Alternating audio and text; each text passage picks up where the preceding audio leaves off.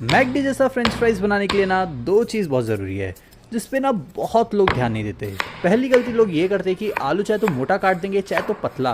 एक बार पतला चल जाएगा लेकिन मोटा मत काटना, क्योंकि मोटे फ्रेंच फ्राइज कभी क्रिस्पी नहीं होते। और दूसरी गलती लोग आलू को फ्राई करते टाइम करते हैं। तो देखो, सबसे पहले मैंने क्या किया कि आलू को काट के उबलते पानी में 3 से 4 मिनट के लिए डाल दिया है। फिर उबलते पानी से आलू निकाल कर सुखा देंगे और सीधा डाल देंगे तेल में। पर आलू को किसी सूखे कपड़े या टिश्यू से ना सुखाना जरूर, वरना गर्म तेल में जाने के बाद तेल फटने लगेंगे। तो इस चीज का जरूर ध्यान रखना। तो फ्रेंच फ्राइज बनाने के लिए ना आलू को मैं 2 बार फ्राई कर रहा हूँ। 2 बार फ्राई करने से ना फ्रेंच फ्राइज क्रिस्पी बनते हैं। और जैसे ही हल्का सा लाल रंग आ जाए इस तरह, इसे निकाल कर हम इस पे डाल देंगे चाट मसाला या पेरी पेरी मसाला। फिर टमाटो केचप के साथ इसे